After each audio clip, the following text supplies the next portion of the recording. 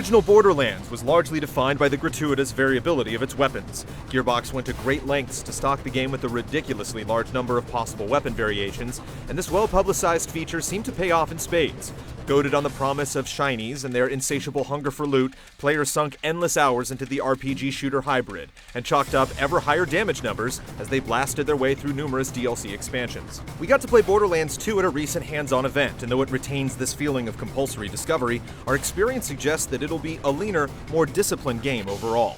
The environments we visited were full of genuinely cool points of interest, and the sense of place was complemented by monsters that felt like they actually belonged in the places where you encountered them. The hard game mechanics in the demo we played felt similarly refined. While we didn't play enough to take an exhaustive inventory of how things work, here are a few quick points that really stuck out.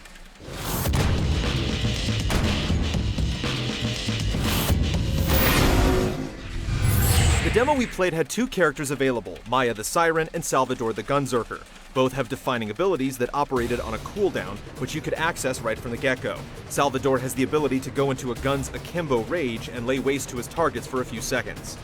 Maya, meanwhile, is able to entrap enemies with her phase lock, lifting them off the ground and leaving them vulnerable to the brutal exploitation of her teammates. Depending on how you spec yourself out, the phase lock will have different secondary properties to reinforce whatever role you want to play, whether it's playing more of a support role or dealing out specific types of damage.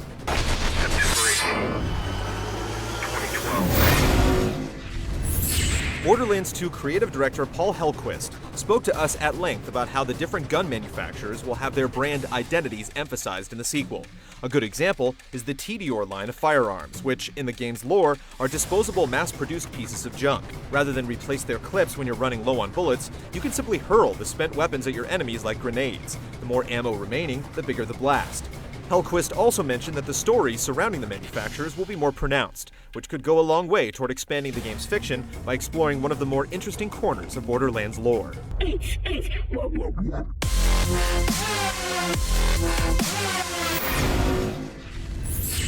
Enemies in the original Borderlands are famously resilient, especially in the early goings when your arsenal is on the puny side.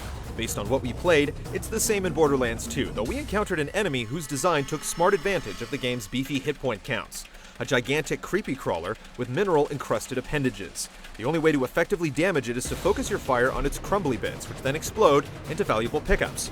The dynamic makes sense in the Borderlands world in two ways. One, you don't feel as if you're feebly sapping away at the creature's life total since you're producing visual results, and two, taking a smart approach to fighting yields even more delicious loot. We truly hope to see more monsters with similarly exploitable weaknesses. From what we experienced, Borderlands 2 inspires the same driving urge to explore, destroy, and acquire that its predecessor did. By the time it releases in September, though, it'll be far from the only loot-driven game in town. Keep an eye out for our full review to see how it measures up.